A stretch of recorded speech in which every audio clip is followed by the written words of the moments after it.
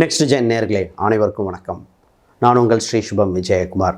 இன்றைக்கி பார்த்தீங்கன்னா 6 to 60 வரைக்கும் நீங்கள் அனுபவிக்க போகின்ற விஷயங்கள், என் வாழ்க்கை பயணம் என்ன, என் வாழ்க்கையில் எதை நோக்கி போகிறது அப்படின்னு பல தரப்பட்ட கேள்விகள் இருப்பவர்களுக்கு விடை கொடுப்பது சம்பந்தம். அப்போ எந்த ஒரு ராசி எந்த ஒரு அம்சம் இருந்தால் அதுக்குன்னு ஒரு தனித்துவம் காரகத்துவம் உண்டுங்க.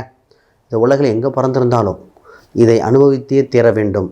இப்போ சொல்லுவாங்களே, பொதுவாக இந்த ராசிக்காரங்கள் எப்படி இருப்பாங்க, அது பொது பலன்தான். ஆனால் அது குறிப்பிட்ட சதவீதம் இருக்கே, இது தசாபுத்தி தகுந்த தாண்டியும் கோச்சார கிரகங்கள் வர காலகட்டத்தில் நடக்கின்ற விஷயம். சரி, அது நிச்சயமாக நடக்குமா? ஏன் ஜென்ம சனி வரும்போது நடக்கலையா? 7.5 சனி வரும்போது நடக்கலையா? அஷ்டம சனியில் பார்க்குறோமே. அப்போ வயது வித்தியாசம் தாண்டி நடக்குதே. நம்ம சொல்லப்போது ஆண் பெண் இருவருக்கும் ஒப்பந்த சம்பந்தமாக இருக்கக்கூடிய விஷயங்களை இதில் தெரிஞ்சுக்கிட்டோம்னா, கல்வி எப்படி, திருமணம் எப்படி, வேலை வாய்ப்புகள், சொத்து சுகங்கள், சேர்க்கைகள், கூட்டா தனித்தா. ஒரு சிலர் பார்த்திங்கன்னா கல்யாணத்துக்கு அப்புறம் சொத்து வாங்கும்போம், இல்லை சொத்து வாங்கிட்டு கல்யாணம் போம். ஒரு சிலர் படைக்கும் போதே கல்யாண அமைப்புகள் வந்துடும். இது மாதிரி விஷயங்கள் உங்களுக்கு தெரிந்து கொண்டால் உங்கள் வாழ்க்கையில் அந்த சம்பவங்கள் வரும் பொழுது பார்த்துக்கலாம்.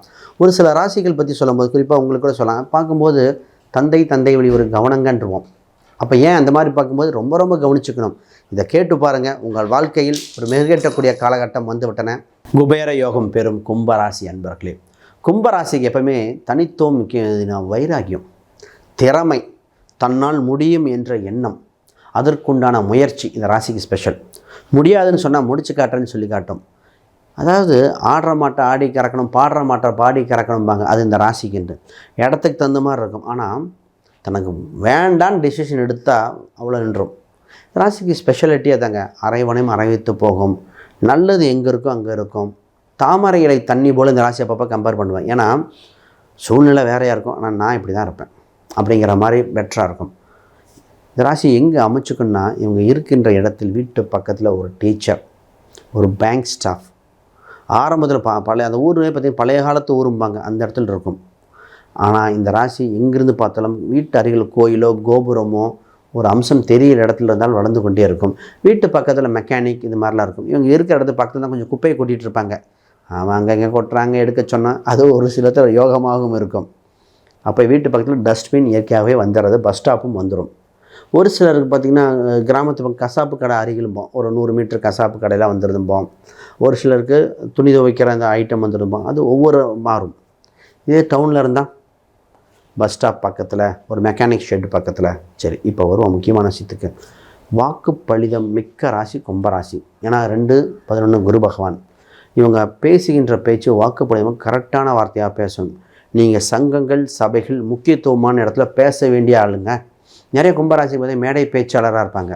நிறைய கும்பராசிகள் முக்கியமான இடத்துல பேசக்கூடியது, இந்த பெரிய மீட்டிங்கில் பேசக்கூடிய அம்சம் இருக்கும். அப்போ வார்த்தை தான் உங்கள் வாழ்க்கையை தீர்மானிக்கிறது. ரைட். இந்த ராசி பார்த்திங்கன்னா மூத்த சகோதரிகள் மூலம் இது உண்டு. குடும்பத்தில் பார்த்திங்கன்னா எப்போது இந்த ராசி குழந்தை சம்மந்தப்பட்ட கொஞ்சம் கஷ்டப்பட்டுறோம். இப்போ குழந்தை நிச்சயமாக உண்டு. இப்போ பாயிண்ட் வரேன் சார், திருமணம் இருக்கா இல்லையா? திருமண வரன், வருகின்ற வரன் உங்களுக்கு ஈக்குவல் இதாக வரும். அவனோ பெண்ணோ ஈக்குவல் ஸ்டேட்டஸாக இருக்கும். வருகின்ற கலஸ்திரம் கொஞ்சம் கோபக்காரங்க இருப்பாங்க. ஆல்ரெடி நானே கோபக்காரன் அப்படி தான் வரும். அவன் வருகின்ற வரணும் கொஞ்சம் திறமை மிக்கவங்க, தைரியம் மிக்கவங்க, போல்ட்னஸ்ஸாக இருக்கும் இந்த ராசி. இந்த ராசி பார்த்திங்கன்னா ஸ்கில்லை டெவலப் பண்ணிட்டே இருக்கும். பொதுவாகவே இந்த ராசி பைக் ஓட்டி பழக்கணும், காரு, நீச்சல், தன்னை வளர்த்து கொண்டே இருக்கக்கூடிய ராசிகள். முதல்ல இந்த வேலையை பேசுவோம். இயற்கையாகவே வேலைக்கு ஆரம்பத்தில் வேலைக்கு போய் தகுதியை வளர்த்து கொண்டு தனக்கு மரியாதை இல்லைன்னா வேலைக்கு தூக்கி போட்டு வந்துடும். அப்போ நான் எப்போவுமே சொல்ல கொஞ்சம் பொறுமையாக இருங்க அப்படின்னு சொல்லக்கூடிய, தன் செய்கின்ற வேலையில் திறம்பட வேலை செய்யக்கூடியது. வெளிநாட்டு வாய்ப்புகளாக கூட வாய்ப்பு உண்டு இந்த ராசிக்கு. இந்த ராசிக்கு பார்த்திங்கன்னா பெண்கள் சம்மந்தப்பட்ட இடத்துல வேலை செய்யும்போது கொஞ்சம் கவனித்து சரியாக பயன்படுத்தும். ஏனென்றால் அதில் அவங்க சொல்கிற குறைகள், ஒரு சின்ன தொந்தரவுகள் பிடிக்காது. தத்து கொடுத்து தத்து எடுத்த, அப்போதான் இந்த கும்பராசி நிறைய பேர் தத்து கொடுத்து தத்து எடுத்திருப்பாங்க, இல்லை இவங்களே தத்து போயிருப்பாங்க. இந்த ராசி அம்சம் உண்டு.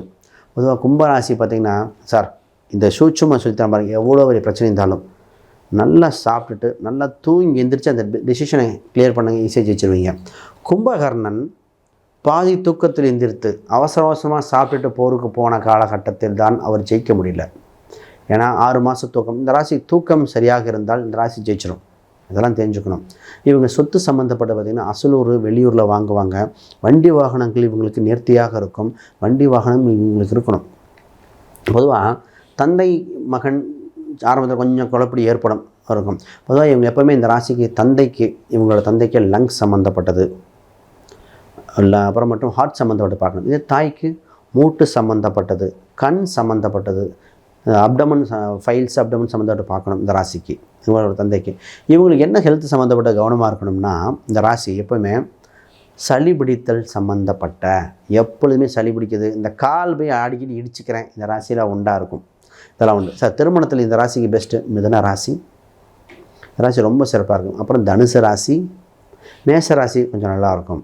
அப்போ மிதுனத்தில் கூட போடலாம். அதை விட குறிப்பாக கன்னி ராசி அன்பர்கள் இவர்கள் செட் ஆகாத ராசி. கடகராசி அன்பர்கள் கொஞ்சம் கருத்து வேறுபாடு வருகின்ற ராசி. இதெல்லாம் கவனித்து தான் பார்க்கணும். இப்போ உங்களுக்கு குழந்தை சம்மந்தப்பட்ட, குழந்தை பற்றி வருத்தம் இல்லாத கும்பம் இல்லை. கும்பம் பார்த்தீங்கன்னா குழந்தைய பற்றி எப்போயும் வருத்தம், குழந்தை பற்றி கண்ணீர் விட்டுருக்கும். அப்போ அதை பார்த்து தான் பண்ணணும். இந்த ராசிக்கு சார் எப்போவுமே சிறப்பாக இருக்கணும்.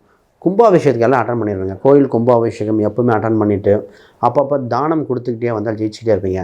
கல்வி, செல்வம், இது அத்தனையும் ஜெயிக்க தான் சூட்சம ரகசியமே. அரசியல் ஆர்வம் உண்டு, எல்லாமே பண்ணலாம். ஆனால் இந்த சூட்சமை தெரிஞ்சுக்கோங்க. எந்த ஒரு விஷயம் வாழ்க்கையில் நடக்கணுமா எழுதி பார்த்தாலும் அது விதிப்படி நடந்துவிடும். ஒரு சில ராசி எழுதி பார்க்க சொல்லுங்கள். இந்த ராசி தாங்க அந்த ராசி. இந்த ராசிக்கு வழிபாட்டு முறையில் மீனாட்சி அம்மன், மதுரை மீனாட்சி அம்மன் வழிபாடு சிறந்ததாக இருக்குங்க.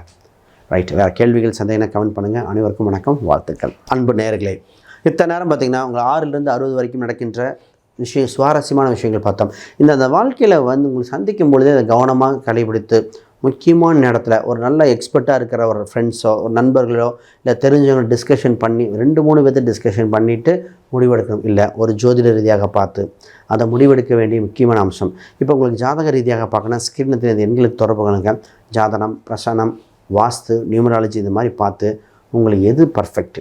இப்போ நான் சொன்னது பார்த்திங்கன்னா சந்திரன் அடிப்படையாக வைத்து லக்ன ரீதியாக மற்ற கிரகங்கள் தசாபுத்தி அடிப்படையில் வாழ்வில் அதிர்ஷ்ட எண் என்ன, குபேர சம்பத்து எப்படி வரும், தொழிலா வேலையா, திருமணம் எந்த திசையிலிருந்து வருகின்ற அமைப்பு, சார் வெளிநாடா உள்நாடா, கடனை வாங்கிட்டேன் தப்பிச்சு வந்துடுவானா, அதிர்ஷ்ட மந்திரங்கள் என்ன, அதிர்ஷ்ட உலோகத்தை எது பயன்படுத்துறது, இது இப்போ பார்த்து வீட்டுக்கு அருகில் இருக்கிறவங்க சஸ்பென்ஸ் சீக்கிரம் சொல்லலாமா, இந்த மாதிரி பல விஷயங்கள் தெரிஞ்சுக்கலாம்.